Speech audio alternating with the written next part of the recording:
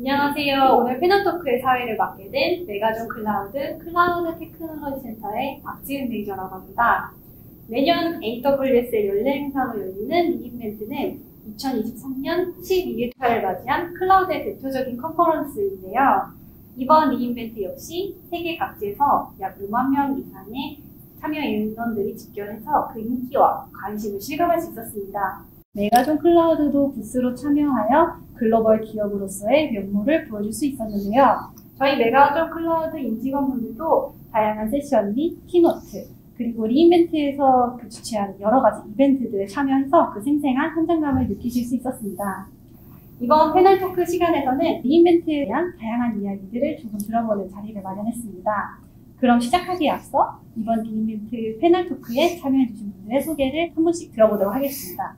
먼저 용진님부터 소개 부탁드립니다. 네, 안녕하세요. 저는 클라우드 테크놀로지 센터의 글로벌 프리세일즈 팀의 이용진이라고 합니다. 프리세일즈는 고객의 기술 요구사항들을 챙기고 최종적으로 아키텍팅하는 역할을 가지고 있다는 것은 다들 아실 겁니다. 다만 저희 팀은 프리세일즈 앞부분에 글로벌이 이제 붙어 있어서 주로 메가존 해외 법인들의 현지 국가 고객분들이 주 대응 고객이 되겠습니다. 스트래티직 테크 센터의 서정수 매니저입니다. 저는 SA로서 AWS 인프라 구축 업무를 진행하고 있고요. 고객의 요구사항을 이해하고 고객 요구사항에 맞는 최적화된 아키텍처를 구성하고 있습니다. 저는 엔터프라이즈 매니지드 서비스 팀에서 일하고 있는 왕현식입니다. 주로 비용 절감 부분과 인프라 아키텍처 최적화 업무를 담당하고 있습니다. 저는 메가존 클라우드 AI 앤 데이터 애널리티스 센터에서 그 데이터에 대한 수집, 적재 처리 분석, 출력 BI 등 관련된 업무를 수행하고 있고, 특히 데이터 관련된 AWS 서비스들에 대한 테크 리딩을 담당하고 있는 송슬기라고 합니다. 그럼 본격적으로 한번 질문을 드려보도록 할 텐데요. 다들 이번에 처음 리인벤트에 참여하신 것으로 알고 있어요. 어떤 소감이 있으셨는지 얘기해 주신다면 어떤 게 있을까요? AWS를 사용한 지 이제 4년이 다 돼가는데 사실 그동안 그 리인벤트에 대한 관심이 전혀 없었어요. 지금 일하는 게 바쁘기도 하고, 그 AWS 전체 서비스를 기준으로 봤을 때 저는 사실 굉장히 한정된 영역의 서비스를 쓰고 있는 거다 보니까 AWS 전체가 어디로 나아가냐 이런 거에 대해서는 저랑 다른 영역이다 이런 생각이 좀 있었던 거죠. 근데 다들 잘 아시다시피 이번에 젠 AI가 굉장히 대중적인 인기를 끌면서 저도 그렇고 저희 센터에서도 그렇고 흥미롭게 리인벤트에 대해서 생각을 하고 있었던 와중에 한번 가보는 게 어떻겠냐 추천을 받아서 이제 참석을 하게 됐는데요. 굉장히 다양한 사람들이 다양한 생각을 하고 있고 기술에 대한 고민들을 하고 있는 걸 경험하게 됐고, 이런 경험들을 토대로 제가 걸어온 길과 또 앞으로 어떤 길을 가야 되는지에 대해서 고민할 수 있었던 시간이었다는 평가를 하고 싶고요. 내가 이렇게 해왔던 방식이 아니라 좀 계속 진화하는 기술들과 다양한 생각들을 쫓아가면서 항상 더 고민해보고 도전적으로 새로운 시도들을 해봐야겠다 이런 생각을 들게 했던 시간이라고 생각을 합니다. 네, 저도 이번 리인벤트 행사는 처음 참석하게 됐는데요. 특히 키노트를 보러 온 많은 기술자들, 그리고 그 분위기, 그리고 이제 다 모든 일정이 마치고 나서 술과 음악이 있었던 그 리플레이 행사까지 너무 재미있고 감동이 있었던 컨퍼런스라고 생각하고, 저의 가장 의미가 있었던 부분은 소통의 기회라고 생각합니다. 어떤 내용이냐면, 우선 다른 여러 회사 또 여러 나라에서 많은 엔지니어들이 참석을 했는데, 세션을 들으면서 가끔 만나게 되면 이제 같은 기술에 대해서 다양한 시각으로 얘기를 할 수 있다든지, 클라우드가 되게 많은 영역에서 사용이 되는구나 라는 걸 좀 알 수 있었고, 굉장히 많은 분야에서 실시간으로 레퍼런스 계속 만들어지고 있다는 걸 이제 체감이 되니까 우리 회사도 이제 많이 알리기 위해서는 역량을 많이 키워야겠구나 이런 생각을 좀 많이 들었고요. 정말 좋았었던 것 같습니다. 저는. 메가존 클라우드 이제 글로벌 기업으로 성장함에 따라 이런 것들이 필요하지 않나 생각이 듭니다. 실시간적으로 보통 서비스들이 새로운 기능들이나 아니면 신규 서비스들에 대한 부분들을 바로바로 소개하다 보니까 좀 기술 트렌드에 대해서 받아들이는 느낌이 좀 달랐었고요. 세계 각국에서 모여드는 엔지니어들하고 같이 워크숍을 진행하기도 하고, 그 다음에 뭔가 화이트보드 하나 놔두고 어떤 스피커가 소개를 하고 그 다음에 대한 또 논의하는 거에 대한 초크토크 세션이라는 거는 약간 조금 흥미롭고, 그 다음에 자주 사용하는 기술만 쓰다 보니까 약간 좀 나태해졌는데 이번에 가면서 좀 자극을 많이 받아서 좋았던 기회였습니다. 미국 땅을 한 번 더 밟아볼 수 있는 좋은 기회였고 영화에서나 접해봤던 이제 갬블의 메카 라스베가스를 가본 기회가 되어 좋았다고 하면 질문의 의도와 너무 다른 대답이겠죠. 네, AWS 파트너로서 벤더사가 주최하는 가장 큰 행사에 참여할 수 있어서 좋았고 그 규모와 참여하는 사람들의 열정을 통해서 아직 AWS에 잘 붙어 있어야겠다라는 것을 강하게 다짐하는 또 다른 계기였습니다. AWS를 제공하고 활용하는 사람들이 한데 모여서 기술 트렌드와 유스 케이스 그리고 기술 세션들을 통해 최신을 달리는 AWS 엣지를 체감할 수 있어서 너무 좋았습니다. 추가로 요즘 고객 미팅에서 이번 리인벤트 2023에 대한 이야기를 소개할 수 있어서 못 가보셨거나 혹시 가보셨지만 이 기술 세션까지 못 들으신 그런 고객분들이 좋아하시는 모습을 보니까 잘 다녀왔구나 라고 생각하고 있습니다. 또한 이제 고객분들에게 리인벤트라는 그 자체의 꿈과 희망을 전달할 수 있어서 좋았네요. 역시 다들 공통적으로 말씀해주신 분들이 새로운 기술을 현장에서 직접 체험해서 접한다 이런 것들에 만족을 느끼신 것 같다는 생각이 들었습니다. 저도 키노트를 비롯해서 몇 가지 세션을 좀 들어볼 수 있는 기회가 있었는데요. 역시 그 전문가분들이 직접 얘기해 주시는 그 현장감은 또 사뭇 다르더라고요. 그래서 지금까지 사실 메가존 클라우드 같은 경우에는 비즈니스형 이벤트로 기획되어 온 게 사실이었어요. 근데 이번 연도부터는 저희 메가존 클라우드에서도 미리 패스도 구매하고 그리고 리인벤트 세션 오픈일에 맞춰가지고 저희가 다 같이 그 클릭을 하면서 세션 신청도 하고 그래서 테크 컨텐츠적인 부분도 굉장히 충실하려고 노력을 많이 했거든요. 그래서 뭐 이 자리를 빌어서 그 세션이 오픈된 새벽 2시부터 광클릭을 하시면서 세션 신청해주신 저희 테크 담당자분들께 다시 한번 감사의 말씀을 드립니다. 수많은 세션들 중에서 이번에 들으시면서 가장 기억에 남았던 세션 어떤 게 있을까요? 이번에는 정수님부터 한번 답변해 주실까요? 네, 제가 세션을 한 13개 정도 들은 것 같은데 제가 신청한 세션은 크게 이제 3가지 정도 카테고리로 나눌 수 있을 것 같아요.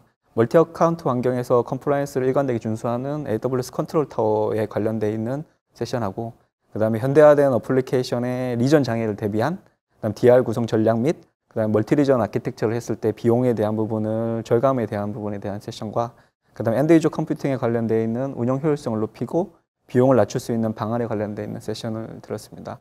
이 중에서 AG 및 리전 간에 혹은 AWS 내외부 간의 비용을 고려해서 원래 이제 비용 비효율적인 아키텍처를 비용 효율적인 아키텍처로 변형을 하는 과정에 대한 토의하는 그런 세션이 조금 흥미로웠었고요. 그 다음에 최초 몇 개 이하의 계정을 가지고 있는 조직이 수백 개의 계정을 가지고 있는 조직으로 성장하면서 기존에는 컴플라이언스 적용을 운영 전에만 검증하는 방식에서 이제 계정 생명 주기 전체에다가 컴플라이언스를 적용하게 하는 엔드-투-엔드 컴플라이언스와 그걸 구현하는 방식에 대한 세션이 좀 개인적으로는 흥미로웠습니다. 네, 이번에 신청한 세션 수가 굉장히 많았는데요. 그 중에서도 관심 있게 제가 봤던 거는 시큐리티 쪽 부분이었습니다. AWS 아프와 또 GTNA 2.0에 대한 부분인데 어떤 뉴피처에 대한 내용보다는 좀 더 딥다이브해서 어떻게 유용하게 사용할 수 있는지 그런 내용에 초점을 두었던 세션이었었고 아직까지는 보탐지와 빠른 패턴에 대한 대응을 하기 위해서는 서드파티 상용 솔루션이 좀 더 유리하다고 판단이 됐고요. 상용 솔루션을 사용하지 못하는 고객도 있을 거고 그런 고객 같은 경우에는 AWS 아프를 통해서 좀 더 빠르게 신속하게 좀 저렴하게 사용할 수 있는 서비스라고 생각됩니다. 그래서 AWS 아프를 통해서는 조금 IP 차단이나 클라우드 프론트 단에서의 트래픽 제어 그리고 이제 상용 아프를 통해서는 좀 이제 공격에 대한 차단 이렇게 좀 적용을 하면 좀 더 유리하게 사용할 수 있을 거라고 생각됐고 또 GTNA 같은 경우에는 지금 현재 시중에 나와 있는 넥스트 제너레이션 파이어월과 약간 유사한 면이 있더라고요. 그래서 그러면은 GTNA를 사용했을 때는 어떤 베네핏이 있는지 좀 물어봤는데 내용은 사실 개념은 비슷하고 폼팩터의 차이기 때문에 클라우드 환경이냐 아니면 레거시냐에 따라서 그걸 이제 맞게 사용하면 된다고 이렇게 솔직하게 답변을 했어가지고 좀 재밌었던 것 같습니다. 세션장에서 직접 질문하신 건가요? 네. 제가 주변을 봤는데 아시아인이 한 명도 없더라고요. 그래서 좀 자신 있게 좀 영어로 물어봤는데 스피커가 제 말을 잘 못 알아들어서 한 2번 정도 더 질문을 했었고 이렇게 좀 민망했던 시간이었긴 했습니다. 그래서 굉장히 좋은 기회예요. 아주 재밌었습니다. 바로 질문할 수 있는. 네. 저는 이제 좀 2가지 측면으로 나눠서 정리를 좀 해봤는데 내용 측면에서 좀 감명 깊었던 세션은 아마존 Q랑 코드 위스퍼러를 AWS 내에서 어떻게 활용할 수 있는지 소개하고 실제 시연하는 모습까지 보여줬던 세션이었는데요. 젠 AI가 챗 GPT 같은 챗봇 서비스를 도입함으로써 대중들에게 관심과 흥미를 끌었다면 이 아마존 Q나 코드 위스퍼러는 저 같은 개발자들에게 감동을 주는 서비스라고 생각을 하고 있습니다. 그래서 제가 이제 평소에 일하면서 좀 고민하고 불편했던 부분들에 대해서 어떻게 다양하게 편의성을 제공하고 있는지를 보면서 이 프레젠테이션이 한 장 한 장 넘어갈 때마다 와 대박이다 이런 감탄을 하고 있는 저를 볼 수 있었고 같이 거기 참여하셨던 분들도 같은 마음이었는지 뭐 박수를 치기도 하고 막 환호성을 지르기도 하고 그리고 되게 그런 측면에서 감명이 있었던 세션이었고요. 두 번째는 아까 정수님께서도 이게 소개를 해주셨는데 초크톡 방식의 세션이었어요.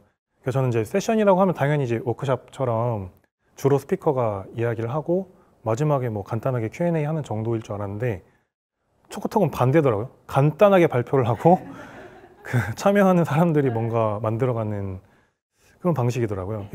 그렇다 보니까 이게 뭐 다들 경험해 보셨겠지만 퀄리티가 천차만별이에요. 종이 비행기가 벽 뚫고 지나가는 화면 하나 띄워놓고 30분을 얘기하는데 야 이걸로 어떻게 레포트를 정리하지? 이런 고민을 하게 만드는 세션도 있었지만 이제 제가 지금 말씀드릴 세션 같은 경우에는 어떤 특정한 상황을 주고 이 상황에 맞는 베스트 아키텍처가 뭘까에 대해서 거기 참여하신 분들이 토론해가면서 이제 결국 그 베스트 아키텍처를 만들어가는 그런 세션이었는데 이제 흥미를 끌었던 포인트는 제가 잠시 후에 할 프로젝트의 상황과 굉장히 유사해서 이걸 세 개의 지성들이 모여서 아키텍처를 만들면 어떤 그림이 될까 관심이 있었고 두 번째는 같은 상황인데 뭐 사람마다 생각하는 방식들이 굉장히 다르더라고요. 그래서 저 나름대로 베스트 아키텍처는 이거야 라고 생각하고 있었던 게 있었는데 다들 되게 다른 얘기를 하니까 아 저렇게 생각할 수도 있는 거구나 생각의 방향이나 그 깊이가 좀 유연해진 계기가 되었어서 좀 인상에 깊었던 세션이었습니다. 베스트 아키텍처라는 정답이 없는 거군요. 그런 것 같아요. 네, 저는 가장 기억에 남았다고 하기보다는 새롭게 알게 된 사실을 공유해보고 싶은데요. 네, 현재 저는 AWS 코리아하고 연계해서 메가존 클라우드 내에서 에어로스페이스 앤 세틀라이트 TF 소속으로 활동하고 있습니다.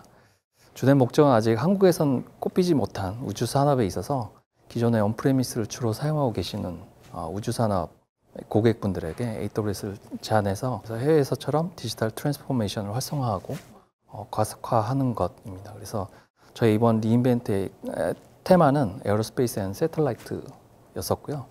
관련 세션 위주로 참여했었습니다. 그래서 우주 산업 고객의 결과물들은 이제 로켓 쏘아 올리고 인공위성 컨트롤하고 인공위성 데이터의 가공 그리고 되게 멋져 보입니다만 실제 세션 들어가서 이렇게 발표하는 거 들어보면 엄청나거든요. 막 이제 그 동영상 보여주고 로켓 날아가고 막 지구가 보이고 막 이런 것들 다 잘 보여주는데 그것들을 실제로 받쳐주는 기본 솔루션은 되게 기본적인 솔루션이다라는 것들이 의외적으로 알게 됐고요. 보통 이제 이런 것들은 커머셜 섹터나 AWS 코어 서비스들과 이제 별반 차이가 없었다라는 것을 알게 됐습니다. 해외 우주산업 고객들 고민 또한 이제 비슷하고 보안 정책, 데이터 거버넌스, 인프라 최적화, 비용 최적화 등 AWS를 활용하는데 일반적인 다른 고객분들이 고민하신 부분과 거의 대동소이하다라는 것이었습니다. 그래서 기본에 충실하는 것, 그것이 AWS 서비스를 활용하는 정수가 아닐까 합니다. 약 2,000개가 넘는 세션들이 AWS에 열렸고 다양한 신기술, 신기능들이 발표가 되었다고 하는데요. 기승전 AI가 아니냐 할 정도로 AWS에서도 AI 관련한 신기술, 신기능이 굉장히 많았습니다. 관련된 팀이 아니더라도 영향이 많이 있는 것 같아요. 그래서 혹시 여러분들이 업무하시면서 혹은 고객사에 이런 영향이 있을 것 같다 이런 점들이 있을까요? 사실 기승전 AI ML이었고요. 네. 네, 이번 리인벤트에서 참여한 핸드온 랩 세션 하나가 우주 산업에 있어서 AI 활용에 관한 것이었습니다. 그래서 보통 인공위성에서 촬영한 지구의 이미지를 다운받는 API 서비스들이 존재하는데요. 이를 위해서 이제 당연하게도 API의 그 스펙들을 이제 확인을 하고 그걸 숙지한 후에 원하는 커맨드 라인을 만들어서 API 콜 통해 이미지를 가져오게 됩니다. 근데 이번에 참여한 핸즈온 랩에서는 방금 말씀드린 건 다 필요 없이 API 문서 자체도 이게 학습시키고 라지 랭귀지 모델이라고 하죠. LLM하고 AWS 베드락, 그다음에 그걸 랭체인을 이용해서 대화 형식으로 몇 날 몇 시에 데이터를 가져와라 라고 하면 짠 하고 가져와 주는 것이었습니다. 그래서 해당 핸즈온 랩을 하면서 진짜 소름이 좀 끼쳤고요.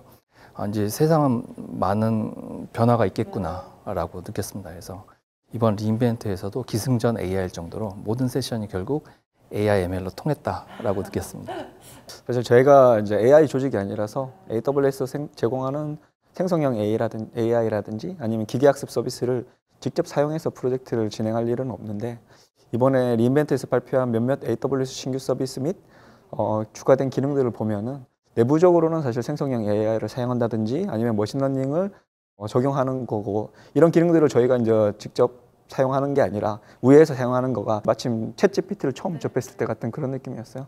사실 처음에 이제 챗GPT를 봤을 때는 저희가 이제 그냥 뭔가 장난감이라고 생각했었는데, 이게 이제 지금은 현재는 뭐 코딩도 도움도 받고 사실 비서 역할 하고 업무적으로도 많이 사용한다고 알고 있어서, 그런 것 같이 저희가 이제 이런 AWS의 다양한 서비스들이 같이 녹지 않았을까 하고 생각합니다.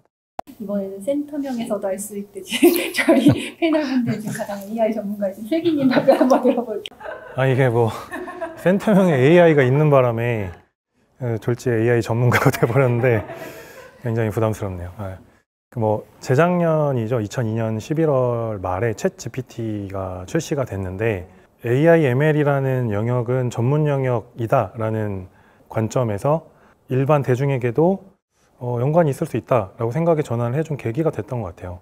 근데 그 이전에 사실 이런 AI에 대해서 접할 수 있었던 기회가 있었거든요. 말씀드리면 다 아실 텐데 2016년에 알파고와 이세돌 구단의 격돌이 있었습니다.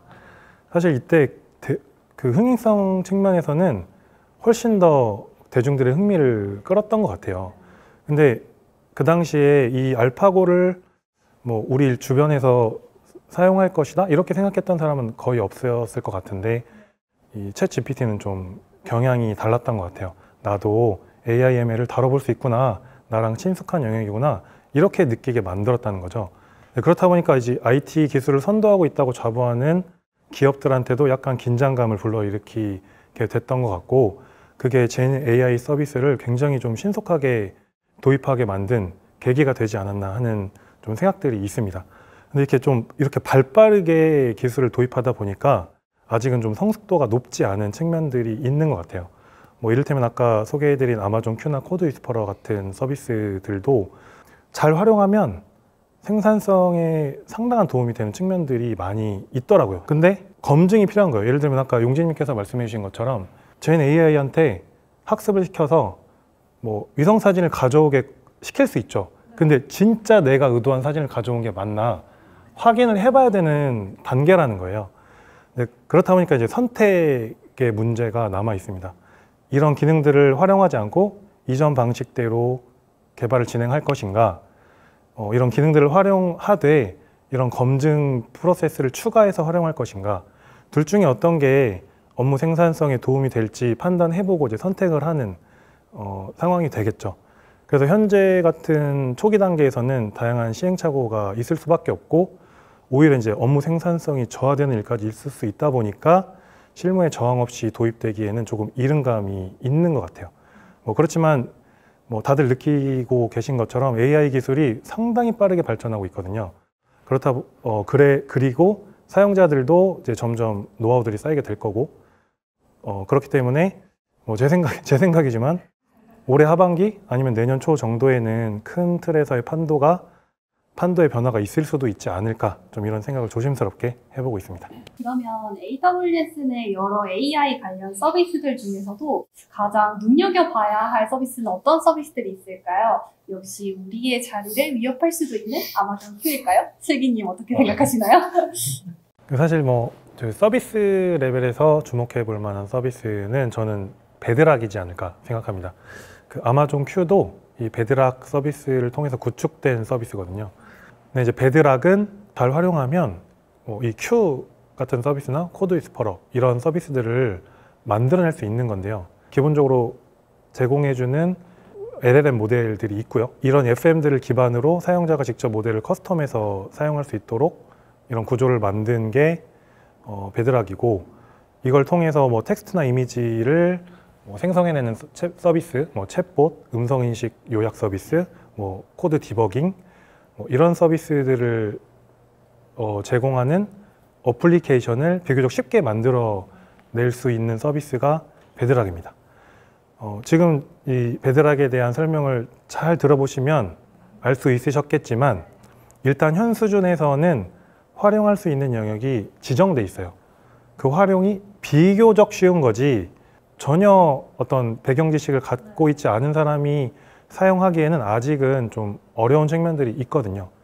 그래서 범용적으로 접근하는 데는 아직은 좀 어려움이 있다라고 봐주시면 될 것 같고, 그런 측면에서 이런 젠 AI 기술을 활용한 서비스들이 우리의 업무와 일상을 어떻게 바꿔놓을 것이냐에 대해서는 저는 어시스턴트라는 말이 좀 적합한 표현이지 않을까 생각을 합니다. 도움을 실제로 지금도 받고 있어요. 근데 아직까지 이런 사람이 직접 수행하는 구조를 AI가 대체할 수 있다는 수준은 아직은 아닌 것 같습니다. 다만 앞으로의 발전 방향이나 속도에 따라서 뭐 초급 개발자나 QA 역할을 하시는 분들은 그 입지가 좀 좁아질 수도 있겠지만, 뭐 사람이 가만히 있지는 않을 테니까요. 이 사람과 AI가 같이 성장할 미래를 기대하고 있습니다. 저도 사실은 아까 전에 말씀하셨던 어시스트라는 거에 약간 동감하는 편이고요. 사실 아마존 Q를 그냥 챗봇 아닌가, 뭔가 응답만 해주는 게 아닌가라고 생각할 수도 있는데, 근데 이게 아마존 Q가 연계되어 있는 서비스들을 보면은 아마존 퀵사이트나 이런 것 쪽에 대시보드에 대한 내용을 요약한다든지, 아니면 뭔가 대화를 통해서 인사이트를 제공받을 수 있다든지, 그다음 아마존 커넥트 같은 뭐 고객센터에 대한 지원은 에이전트들이 이제 고객하고 이제 어떤 대화를 통해서 해결할 수 있는 거에 대한 부분을 도움을 주는 역할을 하기 위해서 실시간에 권장사항을 그 에이전트들한테 제공해주고, 그 다음에 고객 의도를 감지해서 어떤 도움이 되는 링크를 제공한다든지, 아니면은 응답을 미리 제공한다든지 하는 부분이 가능해요. 생성형 AI에 기반한 자연어 쿼리를 AWS 컴피그라든지 아니면은 아마존 클라우드 워치 로그인 사이트 등에서 사용할 수 있거든요. 아마존 클라우드 워치의 로그인 사이트 같은 경우는 사실 그 SQL 라이크한 문법은 또 아니다 보니까 항상 저희가 쓸 때마다 항상 이렇게 도큐멘트를 또 찾아보게 되고 이렇게 하는 건데, 이제 그런 부분에 대해서 저희가 이제 예를 들면은 몇 월 며칠 이후에 어떤 문자가 들어가 있는 거를 찾아줘 라는 거를 텍스트로 적으면은 자동으로 제네레이트 해주는 형식으로 지원해줘서 그런 부분이 약간 저희한테 도움이 되지 않을까라고 생각합니다. 슬기님이나 종순이 말씀하신 그 Q는 어시스턴트 역할이다 라는 거에 전면으로 반박하는 반대되는 의견이고요. AWS 내 챗GPT 같은 느낌이라서 오히려 이제 프로서버를 대체하지 않을까, 저는 그렇게 생각하고 있습니다. 이제 AWS 서비스의 태생과 역사를 같이 하면서 한 17년이었나요? 그동안 이제 AWS 내 축적돼 왔던 문서나 대응 결과들을 이제 훈련시킨 모델이기 때문에 완전 저희보다 더 베테랑이라고 할 수 있겠습니다. 저는 그렇게 생각합니다. 이제 AWS 서비스 활용에 있어서 Q가 가장 잘 알 거고, 따로 저희가 티켓을 올리거나 그걸 이제 질문을 해서 필요도 없고, 새로운 아키텍처나 코드를 자동으로 생성해 줄 거기 때문에 이제 저의 포지션인 제 프리세일즈도 없어지지 않을까, 위협받고 있지 않을까라고 생각합니다. AI ML에 있어서 이제 헐루시네이션의 이런 그 보정이나 답변을 정교화함과 동시에 Q를 사용하면서 받은 이제 이런 피드백까지 학습시키면 거의 완벽한 가상 프로서브 서비스가 되지 않을까라고 저는 생각이 들고요. 일전에 이제 테슬라가 발표한 안드로이드만 보더라도 단지 그 몇 개월 사이에 AI ML을 이용해서 반응 속도하고 정교함을 업그레이드를 시켰거든요. 나날이 AI ML의 발전 속도가 계속해서 가속화할 것 같습니다. 이런 추세로 가면 이제 인간 개입이 없이도 스스로 판단하고 모델의 수정, 실제 코드의 유지 보수, 최적화 모든 것들을 다 진행할 것으로 저는 예상하고 있습니다. 네. 예상이 네. 다 틀리시네. 네. 그래서 이제 네, 사실 지금까지 너무 AI 얘기만 한 것 같아요. 사실 AWS 하면은 빠질 수 없는 게 뭐 네트워킹이나 뭐 아니면 인프라, 보안, 비용 효율화, 모니터링 등과 관련한 여러 가지 또 그 굉장히 좋은 서비스들을 많이 출시하고 있는데요. 이런 관점에서는 어떨까요? 그 사용자분들이 더욱 사용하시기 쉽고 뭐 확인 가능하다거나 고객사에 적용 가능할 만한 이런 관점에서의 서비스들 어떤 것이 있을지 정수님하고 현직료 의견 들어보도록 할게요. 일단은 AI, ML 및 데이터 분석 관련해서를 제외하더라도 사실 많은 서비스가 나왔는데 몇 가지 생각나는 것을 말씀드리면은 보통 로그 같은 거를 S3에 저장하는 경우도 있지만 클라우드 와치에다가 저장하는 것도 있는데 사실 좀 비싸요. 가격은 사실은 S3에 대비해서 비싼데 이번에 클라우드 와치 인프리퀀스 액세스라는 클래스가 새로 나왔어서 저희가 이제 기존에 이제 스탠다드에 비해서 클라우드 트레일이라든지 아니면 지표 추출한다든지 경보라든지 아니면 데이터 보호 등의 고급 기능들을 사용하지 않는다면 사실은 50% 정도 비용이 싸게 적용할 수 있거든요. 조금 고급 기능이 필요 없는 일반적인 디버깅이나 아니면 웹서버의 로그 그런 것들을 저장하는 데는 사실 비용이 효율적으로 해서 많이 사용할 수 있을 것 같고요. 그 다음에 멀티 계정에서 일관된 컴플라이언스를 유지할 수 있는 AWS의 또 컨트롤 타워라는 서비스가 있었는데 이게 기존에는 리전 거부 설정이라고 해서 그 특정 계정들만 어떤 특정 리전을 사용하지 않는 게 아니라 전체 모든 계정들이 특정 리전들을 사용하지 못하게 돼 있는 부분이 있어요. 근데 이게 사실은 POC나 아니면은 어떤 샌드박스를 위한 특정 오거나이제이션들을 사용하는 쪽은 프리뷰 같은 거를 쓰고 싶다 보면은 그쪽들은 조금 특정 리전을 허용해 주세요라고 하는 거가 요구사항이 있었는데 기존에는 사실은 안 됐어요. 근데 이번에는 디지털 주권 관련해서 컨트롤즈들이 조금 나오면서 기능들이 포함이 돼 있어서 그것들을 좀 많이 사용할 수 있지 않을까라는 생각이 듭니다. 네. 우선 인프라 환경이 예전 레거시에서 클라우드로 넘어오면서 가장 많이 고객들이 고민하는 부분이 비용 절감에 대한 부분인 것 같고요. 그래서 많은 고객사들이 이제 RI랑 SP를 통해서 리저브 관리를 계속 하고 있고 그렇게 하고 있을 거라고 생각을 하고요. 그 부분 외에도 S3를 통해서도 충분히 비용을 절감할 수 있습니다. 뭐 예를 들면은 지금 많은 고객사가 S3 스탠다드를 사용하고 있는데 현업과 뭐 개발자들이 같이 협의를 해서 이제 분석을 통해서 이제 기존에 있던 스탠다드에서 뭐 글래셔 인스턴트 리트라이벌부터 뭐 계속 분석해서 분석이 완료됐을 시점에는 이제 픽서블 리트라이벌까지 서비스를 이동하다 보면 이제 그때는 이제 아카이빙이 구성이 됐기 때문에 비용이 많이 절감될 수 있거든요. 네, 그런 부분이 있고 그리고 이번에 추가로 저희 아담 슬립스키가 발표한 내용 중에 S3 익스프레스 원존이라는 서비스가 있는데 이건 이제 거의 실시간적인 버킷 서비스거든요. 그래서 얘는 속도도 한 10배 정도 빠르고 근데 이제 비용은 50% 절감되고 하지만 물론 원존이라는 이제 제한이 있기 때문에 그건 어느 정도 감안을 하고 서비스를 해야 되는데 말씀하신 AI 같은 경우에도 이 S3 익스프레스 원전을 사용했을 경우에 40% 정도 비용이 절감된다는 발표가 있었고 그래서 그걸 사용하면 좀 굉장히 좋을 것 같은데 문제는 아직 한국에선 서비스가 안 되고 있습니다. 한국 리전은 아직 안 됐기 때문에 이제 추후에 고려하면 좋을 것으로 생각됩니다. 기승전 AI에 가리면서 조금 약간 빛을 못 발하고 있다 이런 것들이 있을까요? 너무 AI만 이야기되는 거에 반해서 저는 AWS 그래비톤에 대해서 이야기를 해보고 싶습니다. 네. 지금까지 온프레미스하고 개인 PC의 왕자로 군림해왔던 X86 CPU가 있었지만 네. 이제 이게 시장 리드를 이점을 누리면서 기술 개발의 근래에는 더 더디게 진행됐던 게 이제 사실이거든요. 기존 X86 CPU들처럼 기술 개발을 늦추지 않고 우리가 살고 있는 지구 친화적인 저전력이면서 고성능인 ARM CPU는 저는 선호합니다. AWS도 인하우스 프로덕트인 ARM CPU 아키텍처가 그라비톤입니다.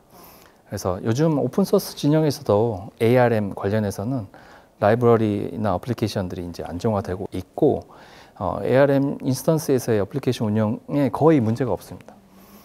그래서 이번 리인벤트 행사에서는 에어로스페이스 앤 세틀라이트와 별도로 AWS 그라비톤에 대한 기술 세션에 참석을 했었고요.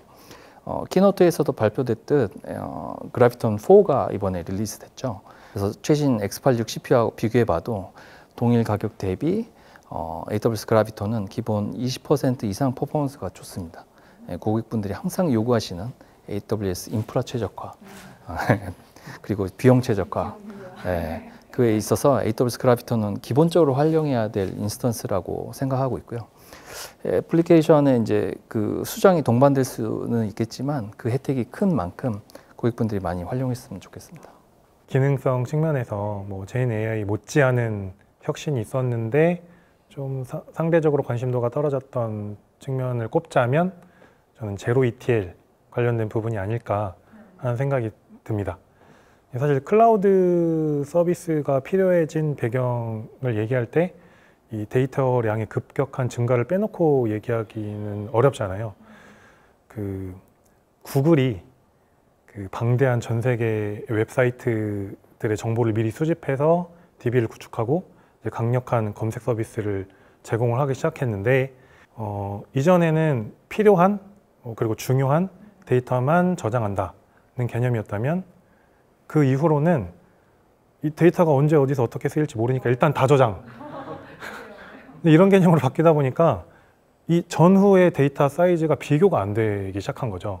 구글하다, 구글링 이런 단어들이 생겨나기 시작했는데 그게 2006년이에요. 근데 공교롭게도 AWS가 출시된 게 2006년이거든요. 이게 무슨 연관이 있냐? 뭐 상관없을 수도 있는데 그냥 제가 봤을 때는 이게 상관없지 않을 것 같은 거예요. 이게 방대한 데이터를 수집해서 저장하고 처리하는데 너무나 많은 자원과 비용이 들어가고 있다 보니까 이런 부분에 대해서 뭔가 최적화할 방안들이 필요한데 스토리지마다 특성이 있고 사용 방식이 달라가지고 뭐 동일한 데이터가 여기 있다고 해서 그걸 여기저기서 막 가져다가 쓸 수 있는 건 아니거든요. 비효율성이 존재하는 게 데이터 산업인데 좀 이 제로 ETL의 개념은 이런 측면에서 굉장히 놀라운 변화의 방향성이지 않나 하는 생각이 들었어요. 솔직히 AWS 입장에서는 더 많이 저장 공간을 사용하고 더 많이 리소스를 사용하게 만들어야 돈을 더 버는 건데 그걸 포기한 거죠. 데이터의 관점에서 효율성과 효과에만 집중해서 그걸 동시에 잡을 수 있는 활용 방식이 제로 ETL이지 않을까 하는 생각이 들 정도로 좀 생각해 볼 포인트가 많은 신기능이었는데 좀 덜 주목받는 면이 있지 않나 이런 생각이 좀 들었고 그래서 이제 데이터를 다루는 저희 센터 입장에서 이런 제로 ETL 서비스들을 지금 테스트 중에 있습니다. 그래서 기술 검토를 통해서 앞으로 진행할 프로젝트들에서 좀 어떻게 활용 가능한지 검토해서 적극적으로 활용해 볼 생각에 있습니다. 다음에 리인벤트 가실 분들에게 이런 거 좀 추천드리고 싶다 하는 점들이 있을까요? 용진님부터. 다음 리인벤트 참석은 실제로 발표를 해보고 싶습니다. 네.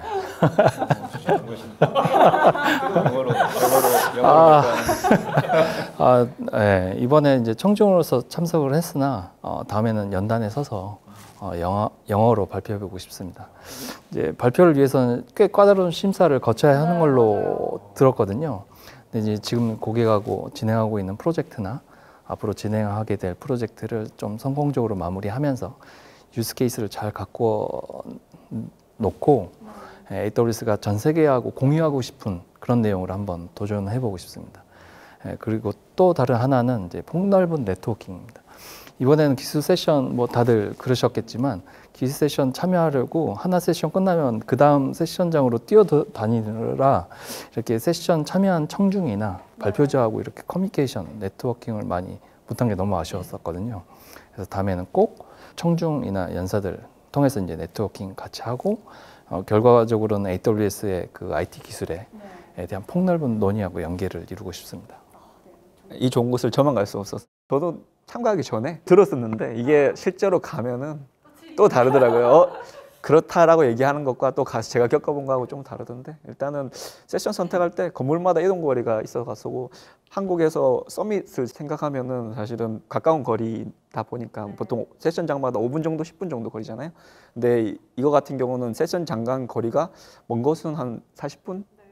60분도 걸려서 실제로 건물 간 이동을 고려해서 동선을 생각해서 세션을 잡는 게 낫고 그다음 세션이 이제 한국어로 진행되는 게 아니다 보니까 사실 제가 아예 전문 지식이 1도 없는 그런 세션을 참가하면 이해를 거의 못하고 오는 부분이 좀 많아요. 그래서 제가 기반 지식에 있는 세션을 참가해서 그러면 이제 주제를 선택해서 참가하면은 재밌을 것 같고 그다음 초크 토크 세션이 사실은 문제의 토크 세션인데 이게 왜냐면 저희는 이제 세션 리포트를 해야 된다는 입장이다 보니까 정말 일반적인 토크 세션 같은 경우는 한 20분 정도의 이제 기반 기술에 대한 설명을 하고 나머지는 이제 칠판을 가지고 이제 설명을 하면서 얘기했는데 간혹 가다가 시작하자마자 칠판을 가지고 한 40분 동안 50분 동안 얘기해 버리니까 너무 힘들더라고요. 그래서 그 또 기반 지식이라도 있는 상태면은 차라리 좀 괜찮았을 건데 그런 게 없는 저희가 그냥 개인적인 관심만 있어서 들어간 세션은 도대체 이게 뭘 하는 건가?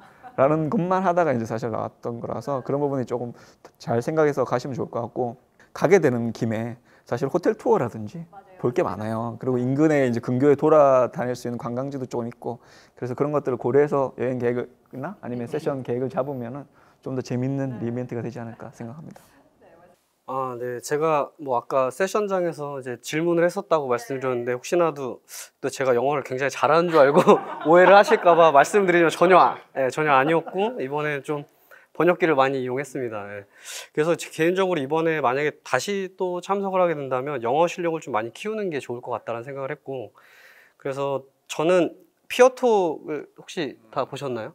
네, 피어톡이 이제 다른 이제 엔지니어들과 소통할 수 있는 그런 시간인데 그걸 좀 이용을 해서 같은 스페셜티가 있거나 같은 관심사가 있는 엔지니어들을 모아서 피어톡을 주도해 보는 거죠. 그래서 우리가 현업에서 진짜 뭐 이번에 새로 들은 기술이나 아니면 원래 서비스되고 있던 것들에 대해서 뭐 어떤 문제가 있었는지 뭐 이슈가 있다던가 그런 걸 이제 같이 논의를 하면 몰랐던 이슈를 해결할 수 있는 방법도 알게 되고 서로의 정보 공유나 지식도 공유가 되기 때문에 그런 게 굉장히 좋은 시간일 것 같다는 생각이 들더라고요. 영어 공부를 당연히 많이 해야겠지만 그리고 또 이제 앞으로 가실 분들에게 좀 조언을 하자면 최신화된 버전의 도큐먼트를 좀 많이 참고해서 내가 다음에 들을 세션에 대한 정보를 최대한 많이 알고 가시는 게 좀 좋지 않나 그렇게 생각됩니다.